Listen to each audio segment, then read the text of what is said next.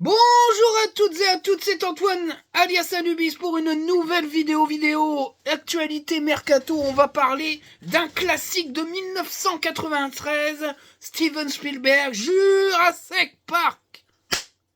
Pardon, excusez-moi, j'avais envie de la faire. On va commencer déjà par vous souhaiter à toutes et à tous une merveilleuse année 2024. Bien meilleure que cette année 2023, toute pourrave, toute dégueu, en tout cas pour moi, même si Lens m'a donné beaucoup de bonheur. C'était une année merdique avec l'inflation, enfin bref. C'est la merde. On espère que 2024 sera beaucoup plus joli. En plus, 2024 c'est joli, c'est un nombre pair. 2023 c'était un peu tristoun. En tout cas, je vous souhaite plein de bonnes choses. La santé en priorité, même si je suis infirmier libéral. Je souhaite aux gens la santé quand même.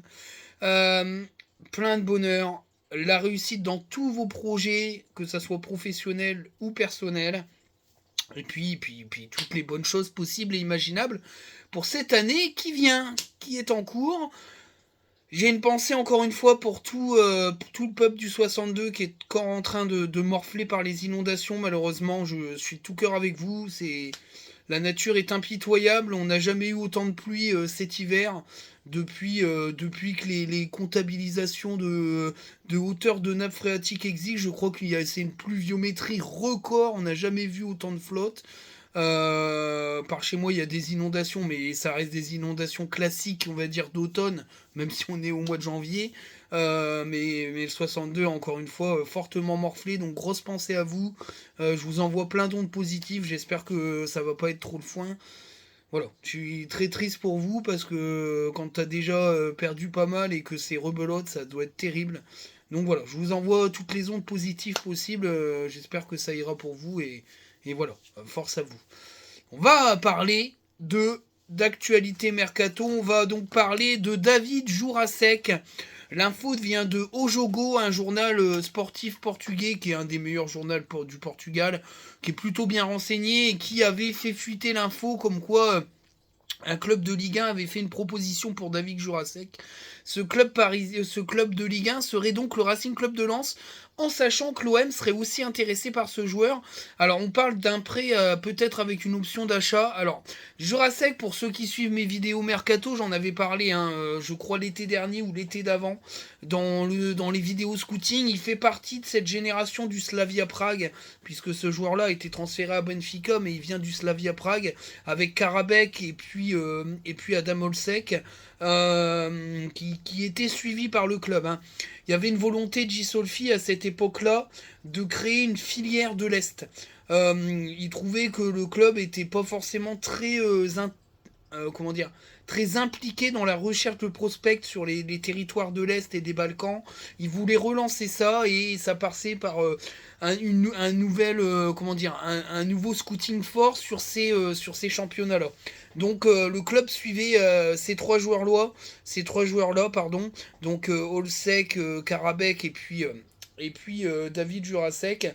Et donc David Jurasek est parti pour Benfica la saison dernière pour 14 millions d'euros.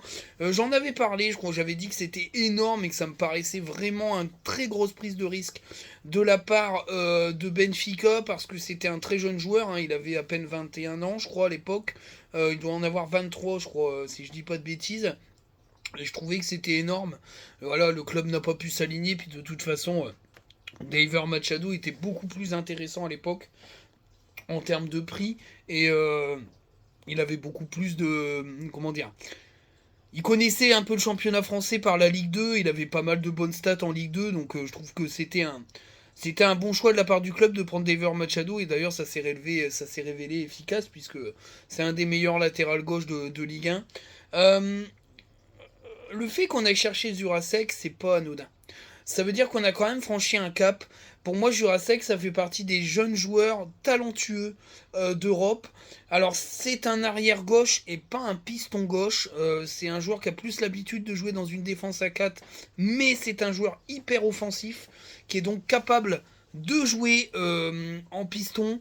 Moi qui ai suivi le Slavia Prague à l'époque, parce qu'on m'avait parlé du scouting de Lens sur ce club, j'avais suivi le Slavia Prague dans ses parcours européens. Moi j'avais trouvé que Jurasek était très intéressant dans ses prises d'initiative. C'est un joueur très rapide, très puissant. Il est assez dur sur l'homme, c'est un joueur qui a tendance à prendre pas mal de cartons sur une saison. Commet beaucoup de fautes, il est très agressif. Ça, c'est quelque chose qui doit être jugulé, hein. Il est encore en apprentissage, hein. Il a que 23 ans. Et, euh, c'est un joueur qui est un bon finisseur. Il a tendance à savoir couper au deuxième poteau, un peu à la Frankowski d'ailleurs, je trouve, où il est capable de fermer l'angle, il est capable de fermer l'action et de finir.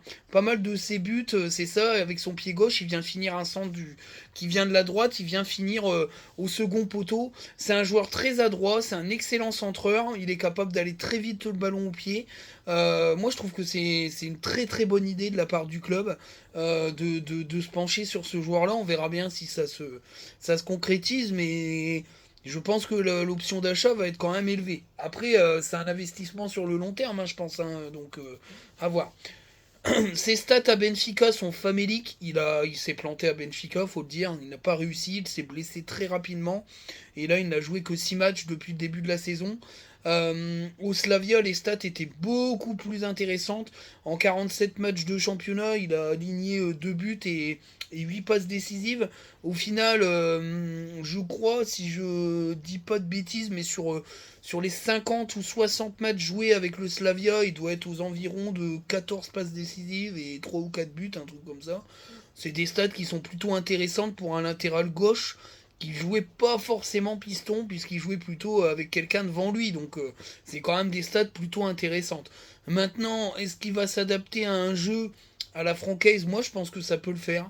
Parce qu'il a les capacités de vitesse et de projection. Maintenant, faudra qu'il s'habitue à être seul devant et pas avoir quelqu'un devant lui. Et ça, c'est une chose qu'il va devoir apprendre parce que c'est pas toujours évident. Voilà, c'est pas toujours évident, mais en tout cas, je trouve que c'est une piste intéressante pour cette ouverture de mercato et je pense que ça peut le faire. Voilà, ça peut le faire. Enfin, ça peut le faire. Je parle sportivement parlant. Après, je ne sais pas si ça va se conclure, mais en tout cas, je trouve que c'est une bonne idée de la part du club. Je voulais revenir un petit peu sur, euh, sur un peu les scootings mercato. Euh, D'après ce que j'ai eu comme info, la piste du milieu de terrain numéro 6 avec le départ d'Abdoul Samed, hein, on sait qu'Abdoul Samed va partir et la Naïwi n'a pas été retenue. Malheureusement, et ça c'est une très mauvaise nouvelle pour le club, Aïdara n'ira pas avec la sélection parce qu'il est blessé. Je suis pas certain qu'on l'ait chez nous. Mendy est blessé, mais il pourrait peut-être rejoindre la sélection, mais c'est pareil, il n'est pas disponible. On a une paire de joueurs pas disponibles. Kuzanov, Cortés seront sûrement en coupe jeune. D'ailleurs, même pas, parce que je crois que non, non, il va en coupe. Kuzanov s'en va en coupe d'Asie directement, donc il est avec l'équipe première. Mais par contre, Cortés partira avec le U23 colombien, si je dis pas de conneries. Je suis en train de chercher encore quel joueur va nous quitter au niveau au niveau Cannes. Je crois que c'est tout, mais c'est assez important parce qu'au final, tu as plus de 6. Donc le 6 c'est absolument une priorité. Et puis, voilà, ça va être très compliqué. Parce qu'il va falloir trouver un 6 capable d'accepter ensuite d'être dans une rota. De trouver un 6 performant. Parce que là, on peut pas se permettre d'avoir un joueur de deuxième catégorie quand tu joues l'Europe. Malheureusement, donc ça va être très compliqué. Voilà, de plusieurs sources. Voilà, le club est en pleine réflexion et Hébert a vraiment le cerveau en flamme parce qu'il va falloir trouver. Alors le club se pencherait sur un très jeune prospect hyper talentueux, ils iraient jusqu'à mettre 10 millions d'euros. Ça serait ce joueur-là, ce numéro 6 hyper talentueux. J'ignore totalement de qui on parle, on verra bien. Mais en tout cas, voilà, le club pourrait casser la tirelire pour ce fameux numéro 6. On parle également aussi, on m'a rappelé encore une fois que Karabekh pourrait intéresser le club dès cet hiver parce qu'ils le suivent de très près. C'est un milieu de terrain assez joueur, assez offensif, mais le club irait aussi sur un profil plus dribbleur. Même si Francaise a eu certaines paroles par rapport à ça en disant que y a certains joueurs dans l'effectif capables d'éliminer, ce qui est pour moi un peu du blabla, hein, parce qu'aujourd'hui, quand on regarde les stats d'élimination par le dribble des milieux de terrain, c'est famélique, c'est le meilleur, c'est comment c'est Angelo Fugini qui a les meilleures stats et il a pas des stats dingues. Donc non, ça c'est de la com pour protéger un peu ses joueurs. Mais derrière, en fait, le club cherche un profil dribbleur un peu à la Moses Simon, d'après ce que j'ai compris, même si ça sera pas lui. Donc voilà, peut-être j'aurai dans la semaine une possibilité de faire une nouvelle vidéo de scouting un peu sur les ailiers, parce que ça sera un profil d'ailier, un ailier capable de jouer milieu de terrain offensif, et avec un gros bagage technique capable de perforer et d'éliminer, pour un petit peu être le pendant de Seko Fofana, mais plus haut, parce qu'en final, il n'y a plus d'éliminateurs dans cette équipe, et ça pose un énorme problème. Euh, voilà un peu ce qu'on m'a dit par rapport un petit peu aux discussions mercato. Maintenant, c'est extrêmement discret. Le club bosse avec beaucoup de pare-feu. Le but étant de ne pas se faire niquer niveau info mercato, parce que aujourd'hui, on sait que le club a fait une belle campagne de Ligue des Champions, qu'il y a beaucoup de thunes qui sont rentrées, et le club a peur de se faire un peu griller niveau tunas, quoi. Donc attention quand même, et je pense que ça sera très discret. Et voilà, on verra David Jurasek, je pense qu'il y a une proposition de fait, on verra ce que pense le joueur, mais ça peut être intéressant. Moi, c'est vrai que je serais assez hypé pour le voir chez nous. Voilà, c'est un profil un peu de joueur de l'Est, physique et technique. Je pense que ça peut matcher chez nous et il peut faire des choses intéressantes. Euh, au niveau des rumeurs un peu d'attaque, on parle aujourd'hui de Liverpool qui s'intéresserait de près à Kevin Danso. Alors bon, faut attendre un petit peu parce que c'est des petites rumeurs qui n'ont pour l'instant pas d'écho dans les grands médias. Mais de toute façon, faut pas rêver. Kevin Danso et Facundo Medina vont agiter à mort le mercato estival des défenseurs. C'est sûr et certain. Maintenant, on parle de grosses sommes, hein. La somme évoquée, c'est 30-35 millions d'euros. Bah écoute, sincèrement, je trouve que c'est propre. Et avec 35 millions d'euros et le savoir-faire lensois, enfin, en espérant qu'ils reviennent en termes de mercato, tu peux déjà faire du boulot. C'est clair, net et précis. Euh, donc c'est la première rumeur un peu d'attaque sur nos joueurs titulaires, quoi. Il n'y a pas grand chose, hein. Ça s'excite pas des masses ce mercato. Je pense qu'il va falloir attendre au moins une bonne semaine avant que ça se réénerve. En tout cas, on verra bien. Mais voilà, il n'y a pas grand chose, mais c'est logique parce que je pense que le club est très discret. Maintenant, je pense pas qu'il va y avoir 25 000 recrues, mais on pourrait avoir des surprises. On pourrait avoir des surprises parce que je pense qu'il y a quand même des questionnements sur l'efficacité offensive. Je parle pas forcément d'Eli Wahi, mais je parle de derrière lui. Moi, je pense qu'un milieu de terrain offensif créateur serait un petit peu la petite cerise sur le gâteau. Je mettrais pas ma main à couper que ça serait un peu la surprise de ce mercato, mais j'ai quand même l'impression que le club en a besoin et qu'ils vont peut-être aller là-dessus, quoi. On verra bien. On va voir un petit peu comment ça va se goupiller. Un petit aparté, bon la vidéo va pas être très longue, hein, y a pas grand chose en actualité, on fera le point après. Bon, au niveau des ex-joueurs de Lens, Kalimundo serait suivi par l'Eintracht Francfort, pardon. Bon, ça serait plutôt pas mal pour lui, parce que l'aventure rennaise est quand même un échec quand même, hein, pour ce joueur, mais moi je pense que malheureusement il était encore jeune et que Rennes c'était une marche très haute. Je pense que malheureusement, si on l'avait acheté, je pense qu'il aurait pu monter en gamme chez nous et puis partir un peu plus tard. Je pense que c'était trop vite pour lui. Francfort, ça peut être très bon, hein. La rigueur allemande et puis tout ça peuvent le faire progresser. Donc à voir, à voir. En tout cas, ça peut être intéressant. Euh, comment Mercato, je voulais parler de l'interview de Francaise qui a eu lieu un petit peu avant la trêve ou pendant un petit peu après la trêve, où il évoque les critiques qui ont été faites à son encontre. Alors c'est vrai que cette année, il y a un petit peu plus d'interrogations sur son coaching, sa gestion des matchs et sa gestion du groupe que d'habitude. Ses choix sont un peu plus discutés. Moi, je trouve ça logique parce que je trouve que l'équipe joue moins bien que la saison dernière et la saison d'avant. Alors, je parle plutôt de la saison d'avant. Parce que la saison dernière est tellement extraordinaire que je veux pas la prendre en comparaison. Mais je trouve que c'est un des moins bons Lens depuis que Lens est revenu en Ligue 1. Voilà. Moi, je le dis sincèrement. On est sur la 4e saison. Moi, je trouve que c'est le moins bon Lens depuis qu'on est revenu en Ligue 1. Moi, je trouve que certaines critiques sont assez constructives. Et je comprends que ça puisse l'agacer. Maintenant, moi, ce qui me dérange un peu dans ces propos, c'est qu'ils ont qu'à passer leur diplôme d'entraîneur. Moi, je veux bien, hein, mais je pense qu'il n'y a pas besoin d'un diplôme d'entraîneur pour voir que Thomasson est flingué depuis le début de la saison et qu'il handicape l'animation offensive de son équipe, que Samed n'est plus que l'ombre de lui-même depuis la retour de Coupe du Monde et ça n'a fait que se dégrader, plus un été honteux où il n'a pas respecté les ordres du club et il est quand même titulaire. Et je trouve que le mercato a été foiré au final.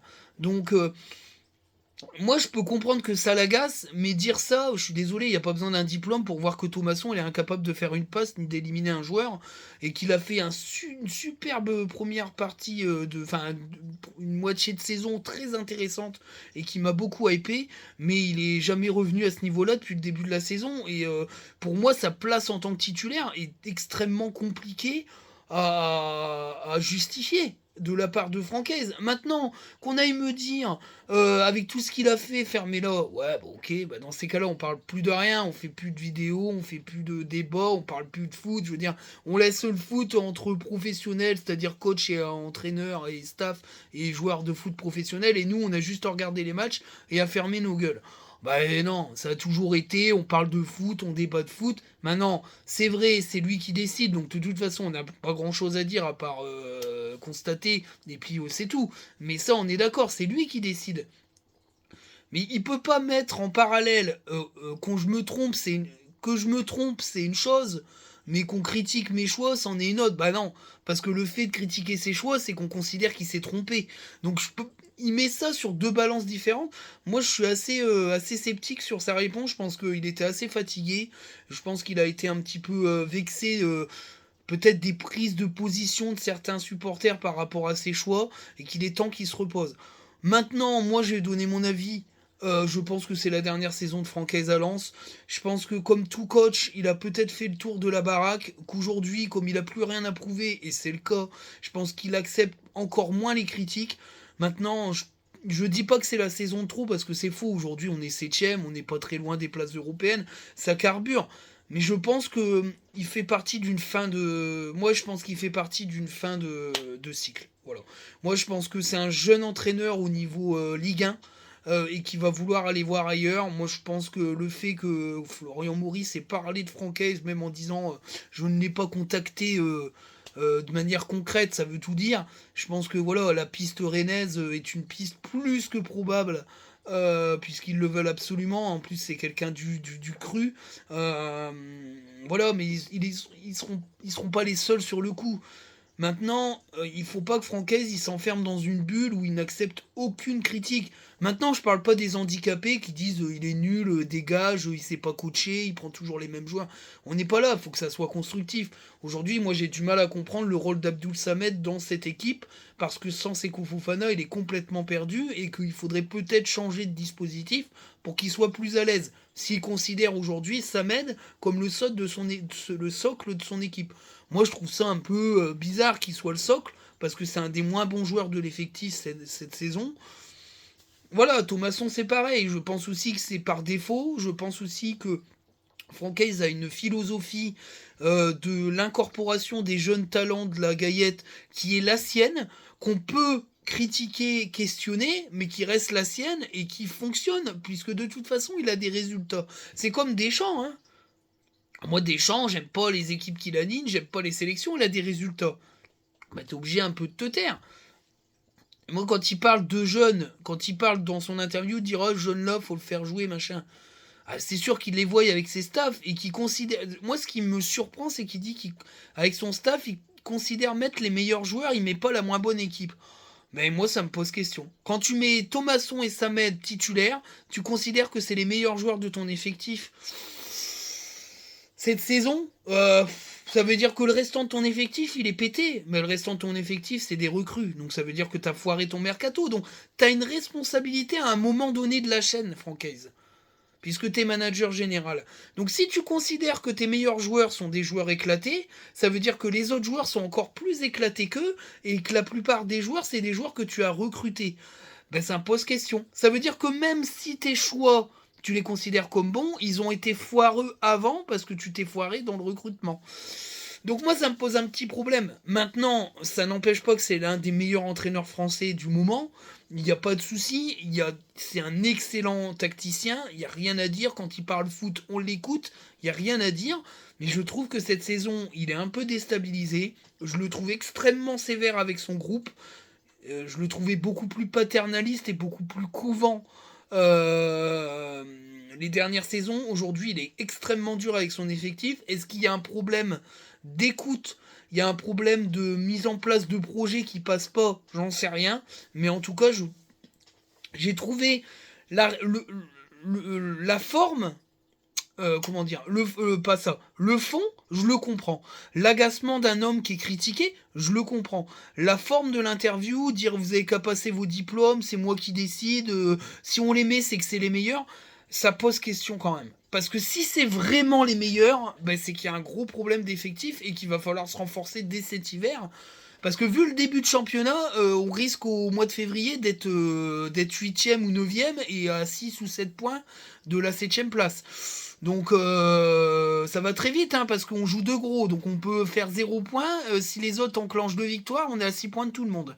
Voilà, faut le dire, c'est la vérité. Maintenant, ça va très vite, hein, il suffit qu'on enchaîne comme des barbares et puis on reviendra, mais